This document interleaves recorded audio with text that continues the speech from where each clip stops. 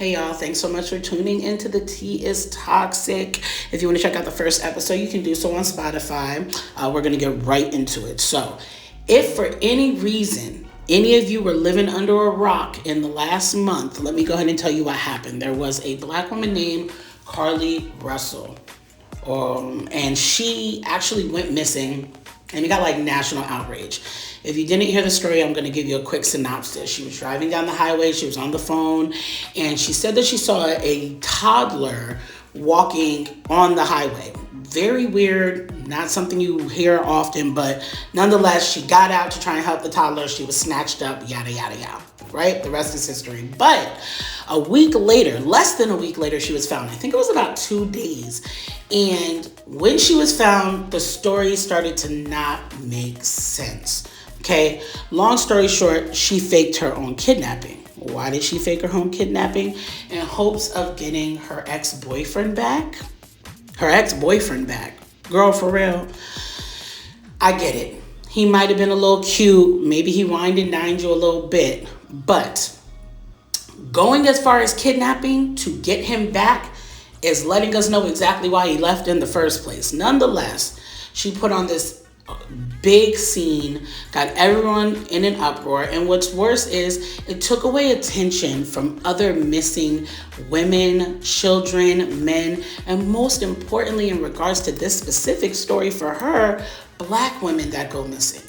There's an actual page on Facebook called Black and Missing But Not Forgotten. Definitely go check that out and look into it, subscribe to it. But that was something that she did, and it caused outrage. Now, her ex-boyfriend has asked that the internet stop bullying her. She's begging for people to stop bullying her. And I understand we live in a society now where when you are misled, it often turns to making jokes and being silly about it because you want to, try and make light of the situation in spite of whatever rage you may have.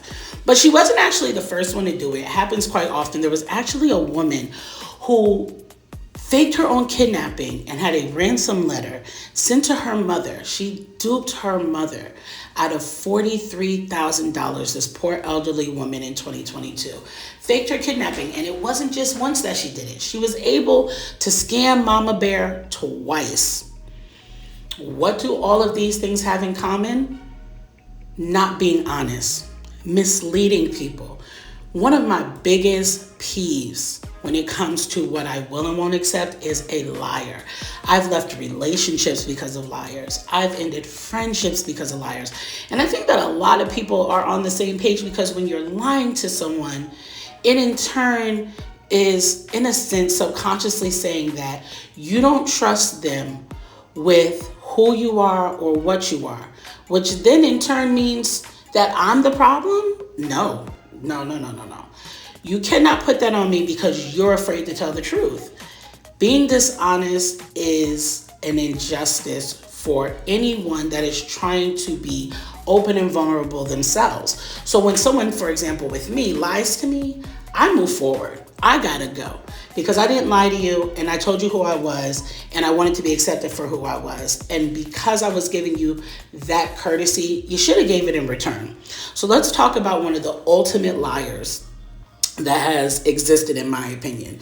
She took toxic to a whole nother level. And this woman here is Sherri Papini. Yeah, we've heard about kidnappings and they might last a day or two, or it's for money, for a scam, or to get a boyfriend back. But this one actually didn't make any sense at all. Okay? Because for what reason, Sherri? For what damn reason? I'm going to get into it with you guys. You guys make sure you leave comments. Let me know what you think. And let's get into it. So on November 2nd, 2016, at 5:30 p.m., Sherri Papini was reported missing by her husband, Keith Papini. Allegedly, she was jogging in Redding, California, and never returned home. Now, to give you a quick summation, I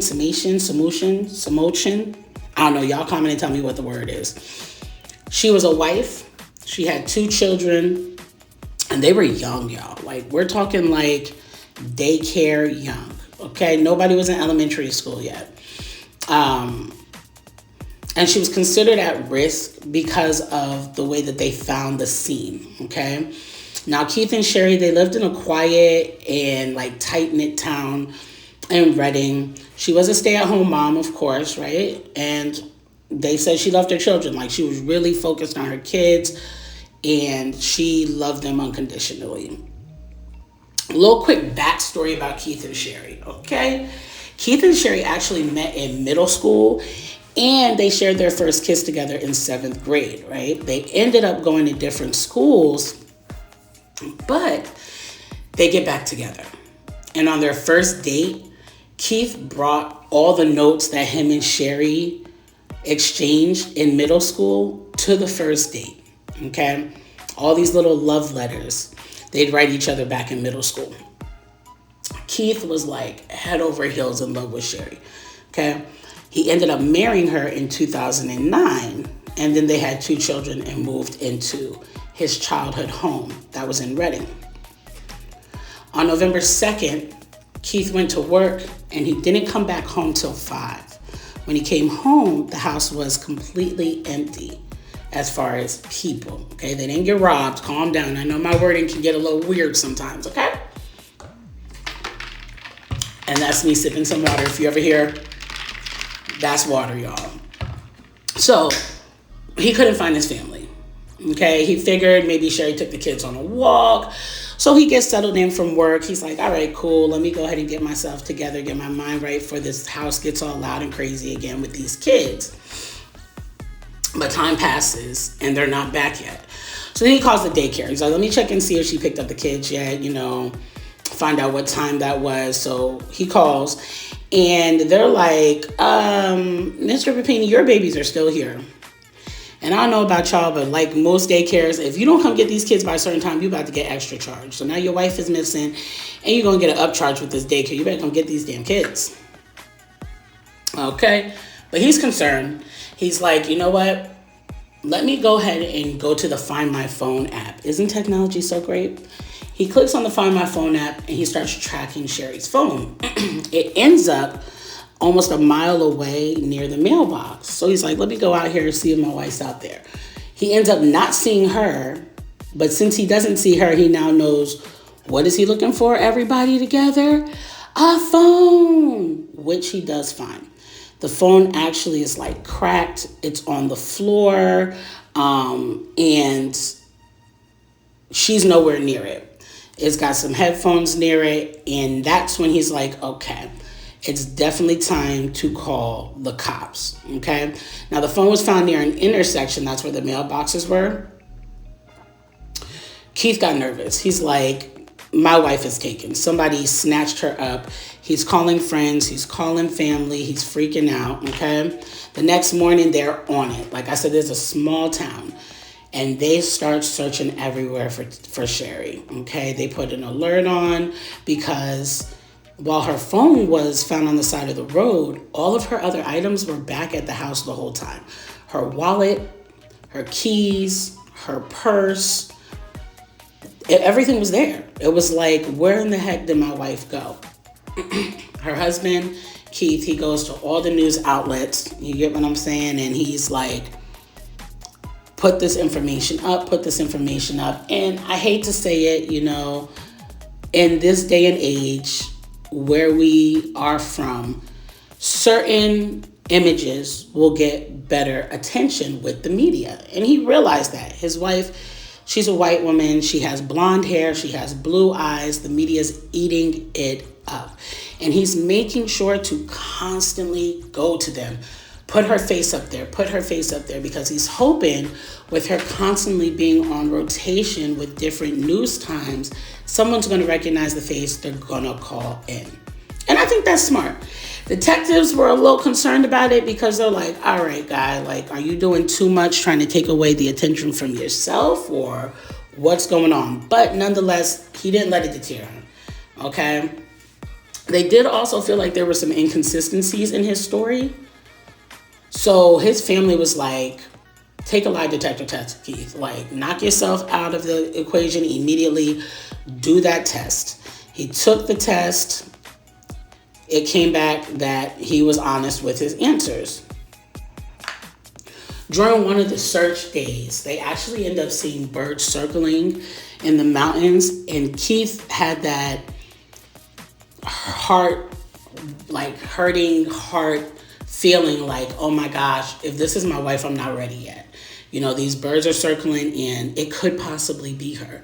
And that's a hard reality to hit you, like, damn, I've been searching for a person, my wife, but could it be possible that now we're searching for a body? It's been days now. It's been 9 days, and so that definitely gave him that reality check, like, I might not end up seeing her alive again. And that really gave him like a sinking feeling to the point where he didn't even want to go up the mountain. Luckily enough,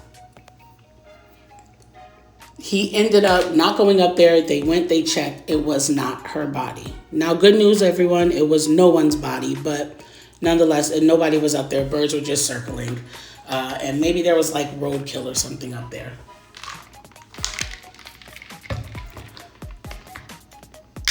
About 9 days after she went missing, on November 11th, they started to kind of slow down the ground search. And they decided, you know what, let's start taking to the cameras that are on the streets. During that time, they also started digging deeper into the family's personal life. They end up finding out that this is not Sherri's first marriage. She was actually married back in 2006 to a Marine sergeant. But when they went and interviewed him, he said that they only married because she needed health insurance, and they actually never lived together. They were divorced by 2008, and that's when Sherri jumped right in the sack with Keith and was married by 2009. The ex-husband said he hasn't spoken to Sherri, in 6 years. Distraught, Keith, Sherri's husband, decided to meet with the Smiths for advice and guidance. So the question is, who are the Smiths, right?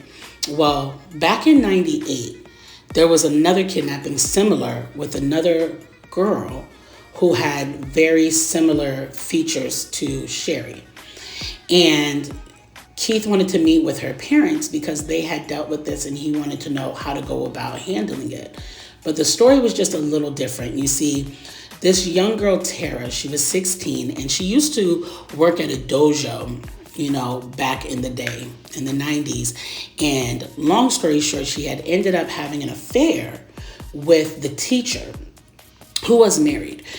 And, she started to become guilt-stricken by it. She didn't like the fact that she was sleeping with a married man. And, of course, she's underage, So she decides to end things. And they find this out because she had a slew of diaries. And some of her, and closer to the end, the diary passages that she had was about this affair and the fact she was going to end it with the teacher. Instead of sending him the letters, she instead meets up with him, and then she's never found again. When the police confront the husband, aka the man she was sleeping with, he goes, yeah, she and I met up and she asked me for money. I told her no, and she starts screaming at me. She becomes, enraged. So he ends up dropping her off at an intersection, and then she takes off jogging. That's the similarity right there, is the jogging part. He said then that he took his dogs for a walk up a mountain and he was praying about it, but no trace of her was ever found. And this man was never charged, right? So now this is a concern because what if it's the same man? It's almost the same situation that happened minus the affair, right? Sherri was jogging and this man, has had this issue before and he's walking the streets a free man. So Keith gets the information that he needed from the Smiths, the advice, the encouragements, the prayers, okay? Because every small town, let's be honest here, every small town prays, right? 18 years later, that's when we have Sherri. And it was the incident that happened with Tara previously that is the reason why the community responded the way they did. It wasn't just social media, but like the actual people in the town. They got to work because they didn't want to see another Tara situation. They didn't want another body that didn't appear again, okay? 22 days after Sherri's disappearance, the morning of Thanksgiving, there's a trucker that's driving on the freeway and he spots a woman outside on the side of the road and she's chained up. He ends up dialing 911 and he hands her the phone because of who she said she is. So the 911 operator is like, can you please put her on the phone? Will she take the phone call? And so he's like, yeah, I guess so. Let me try. And so he hands her the phone. And that's when she goes into this hysterical crying. She's saying who she is. She doesn't know where she is. It's a whole scene. But the blessing, the moment is the fact that Sherri has been found. And on a day like Thanksgiving, isn't God so good, you guys? Like, oh my gosh, they found her.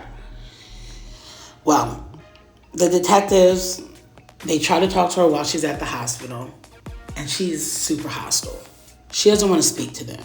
She says to them, I don't want to talk to you. You didn't find me. You didn't come looking for me like you should have. You didn't do your due diligence, and now I don't trust you guys. And it comes out later, another reason why she claims she doesn't trust the detectives is because one of the kidnappers worked in law enforcement. She goes, I want my husband. You didn't find me, bring me my husband. So Keith comes into the room and it's a whole scene and she's crying hysterically and he's holding her and he's crying hysterically and their love has been reunited again. They're expecting her body at the hospital and she'd been starved. Her hair was cut off. She had bruises all over her legs, her arms, and her back. She lost over 15% of her body weight in 22 days. But that's not it. It gets even worse. Because Sherri had been branded. She was branded like a wild animal, you guys. The detectives were able to get some DNA off of her body, so they were hoping that that would lead to something at some point. They're trying to talk to her, and she's like afraid to talk to them. The kidnappers had told her she was going to be trafficked. One of the people involved was law enforcement. They decide, let's see if bringing Keith into the room will make her feel a little more comfortable, more safe, so that she can tell her story.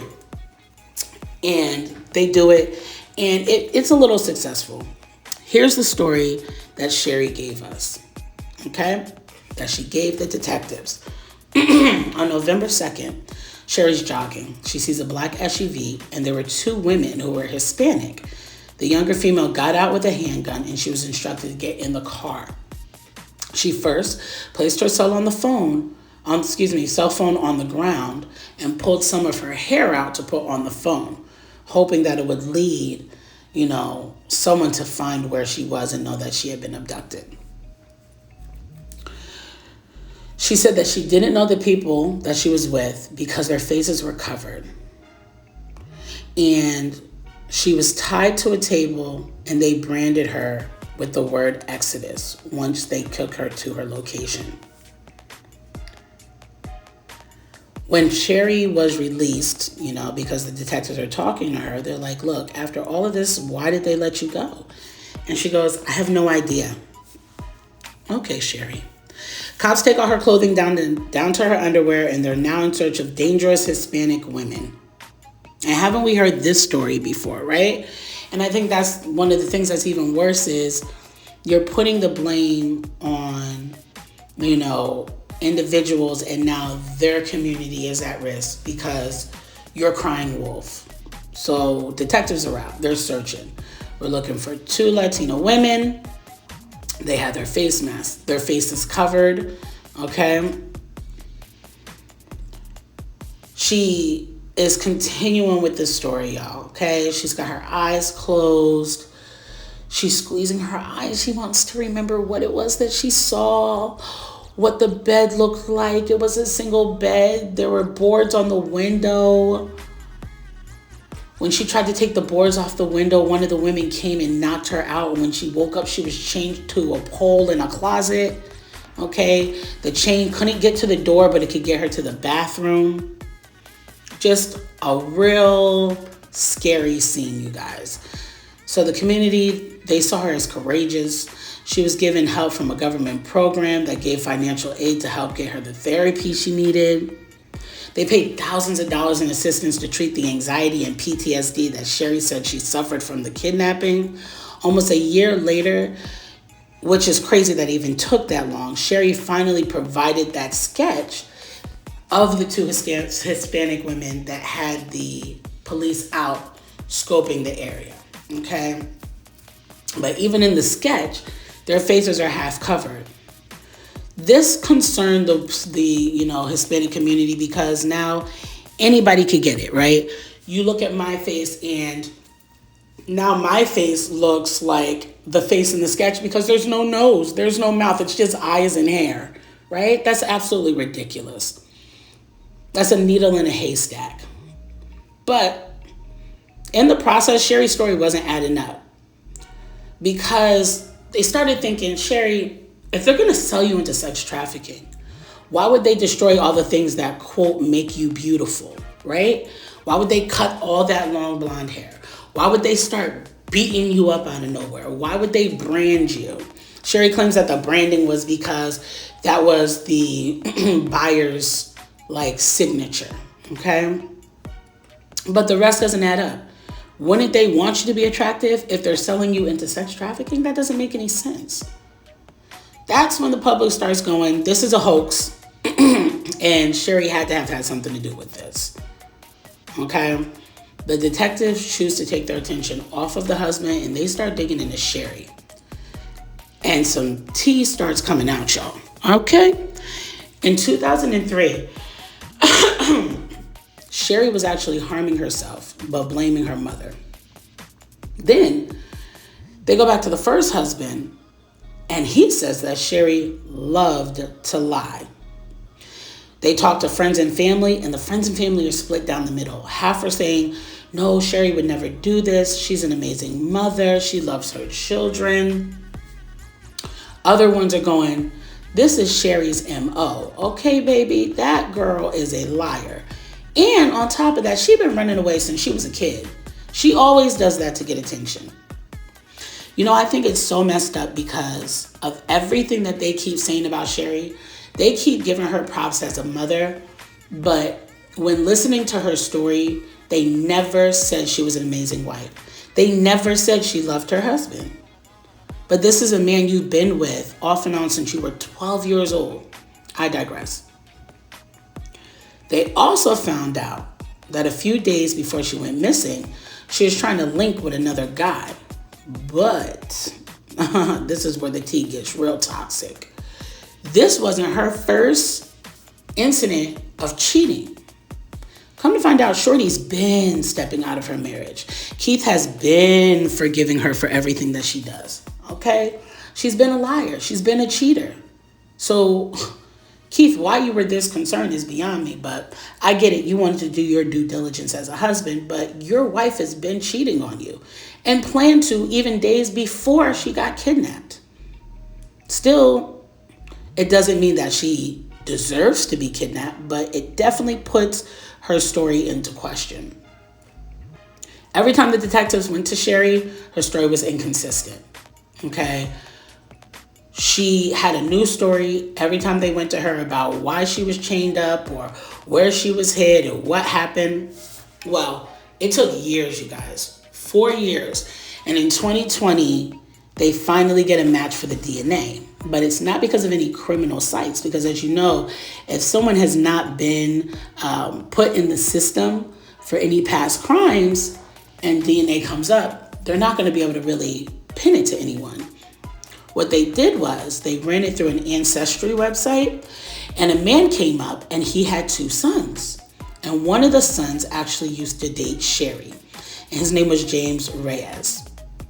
It was wild because you could actually even see a picture of him on social media with Sherri. So they go to his house, bow, bow, bow, bow, bow, right? Open the door, open the door. They get in, they're talking to him about everything. And Reyes is like, whoa, whoa, whoa, whoa. I did not kidnap this girl. This is a friend of mine. She needed my help. And so I came in to rescue her. Sherri was telling this man Reyes that Keith was beating on her, that he was sexually assaulting her, and she needed to be freed of her marriage. Okay? So she tells Reyes, leave your phone at home and come get me. She lived 9 hours away from him, y'all. 9 hours. Boy, I could understand if it was 98. I can understand if it was 96, right? I can understand if it was 2006. But in 2016, you're leaving your phone home and driving? So you really went to a gas station and got a whole map? Like, stop playing in my face. But that's the story that he gave, right? So he gets there. He picks her up. She tells him to get a rental. He gets a rental, leaves the cell phone at the house, drives the 9 hours to Redding, California, picks her up. They get back to his apartment, and he decides to give her his bedroom, and he sleeps on the couch. Okay? Now, some of the things she was doing was weird to him, but he was like, I don't know, maybe this is how it is at the house, so she's feeling more comfortable doing this. One especially being that Sherri boarded up the windows. Yeah, the same windows that she claimed she had to break through to see outside. No, you didn't, shorty. You boarded the windows up yourself. Okay? She stayed in the bedroom majority of the time. She watched the news to see clips and videos about herself. And she intentionally started starving herself to lose the weight. It's so bad that Reyes said he came home from work one day and Sherri cut all her hair off.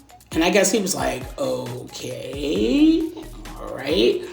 But then it gets a little weirder. And by this point, Reyes was in too deep. You see, Sherri started hitting herself so that she would get these injuries. And she even knocked herself out with a hockey stick in her own face, okay, so that her nose would be jacked up. Now, by this point, between the bleeding, the bruises, burning herself, scarring herself, he's like, this ain't a good look. I can't even return Shorty back to the public because they're going to think I did this to her. And then I'm doing time. But every time I come home from work, she's giving herself another injury. Okay. Then it comes a time where Sherri asks him to brand her. And he's like, okay. Now, by this point, come on. We got to be a little more responsible of our actions. Take some responsibility, Reyes. You should have been got this girl help. You could have called a hospital. You could have went there. You could have told them what was happening. Something. And if Sherri could see what was happening on the news, what? You didn't know what any of the news channels were? You only had TV in your bedroom? The story is not adding up, y'all. 1 + 1 is not equaling 2. For them, 1 + 1 is 3 because you carry the 1, and that's wild. Okay? He's sticking to the story. He's giving more truths than Sherri ever did. So the detectives, they're all in listening to it. Once she asked him to brand her, she randomly came outside after that, out the bedroom after that, and was like, I'm ready to go home. So, before dawn, the day of her discovery, he dropped her back off at a remote location. The show that I was watching called it The Greatest Story of Survival That Never Happened. August 2020, an interview was done to confront Sherri as planned and get her down to the station with Keith. And she was confronted with the pics that matched the description of the home that she claimed she was in. But she starts playing games and she's like, oh my gosh, that closet. It kind of looks like the closet, but I don't think it's the closet. And they're like, Sherri, this is literally the pole that you said you were chained to. The bathroom looks like the bathroom, but I don't know if it's really the bathroom. Sherri, there's the crack in the tile that you said was there. So they're calling her out and she keeps playing the game, okay? Keith is sitting there, happy as a bed bug in a rug, still cloud nine, still dazed, still thinking about the love letters that Sherri gave him when they were 12, okay? And then that's when they go deeper. And they tell her, we found who was involved.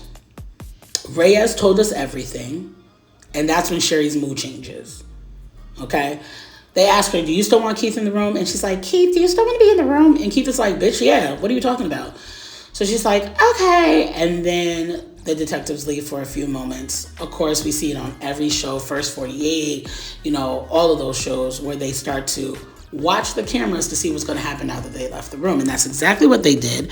And in doing so, that's when she's like, oh my gosh, I can't believe this is happening. And Keith is like, you need to tell me the truth, bitch. You need to tell me exactly what's going on. Of course she doesn't. Okay? So the detectives come back in. She starts burying her head in her face. She's crying. She's being hysterical, trying to distract the detectives. And Keith gets up and he walks out the room.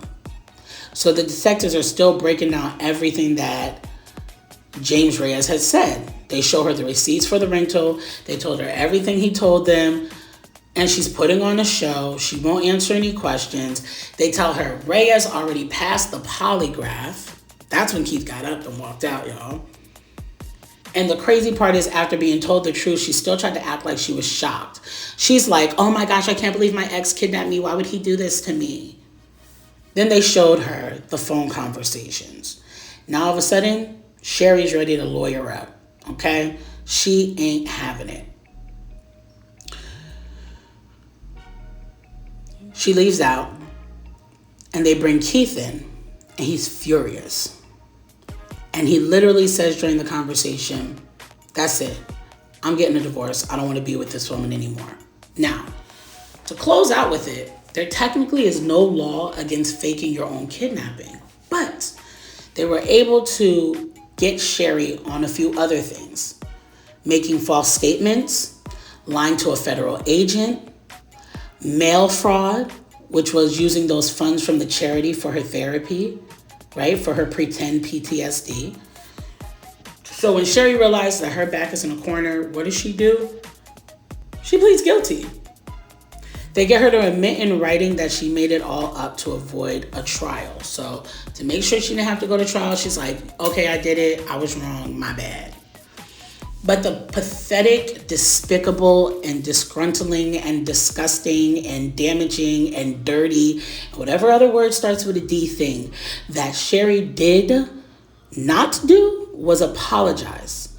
She didn't apologize to law enforcement, and she damn sure didn't apologize to the Hispanic community after putting a lie out like that. That's all right, though. They got her ass. September 2022, Sherri was sentenced to 18 months in prison. Okay, that was actually twice the amount of time that the prosecution asked for. She was ordered to pay over $300,000 in restitution, and then Keith filed for divorce and full custody of his children. I personally think that he is going to get that full custody of those children because of her past history and the infidelity, the history prior to even being kidnapped. Then the kidnapping, the lying, the lying on her mother. I don't know if Sherri qualifies as a narcissist, but she definitely is a lunatic, okay? Now, like I said, we all tell fibs, right? We all tell lies here and there, but lying to gain attention in such a damaging way is going way too far, okay? I can't even deal with somebody telling me good afternoon or good morning when I know it's 2:30 in the afternoon. I'm like, he lying, I'm done. Can't do that because he didn't give himself away. But Sherri went too far. And I think that was the thing about Carly last week as well. She came out of hiding from pretending to be kidnapped because she was getting too much attention too fast. She thought it was going to be something that happened in a small format, and it turned into a grand thing because she was more important to other people that were complete strangers than she realized. No one wants to see someone who is loved by a group of people or their family, their parents, being taken advantage of or hurt. But more so, no one likes to feel like they were taken advantage of, that their worry, their concern, their prayers were all through forms of manipulation. That's not fun either. Sherri Papini, she's currently doing time right now. I don't know if they're going to give her an early release because it's only 18 months to begin with. But for all of those women children, men, grandmothers, grandfathers that are out there missing, to take away from real resources that could have gotten them the attention they needed before missing for life or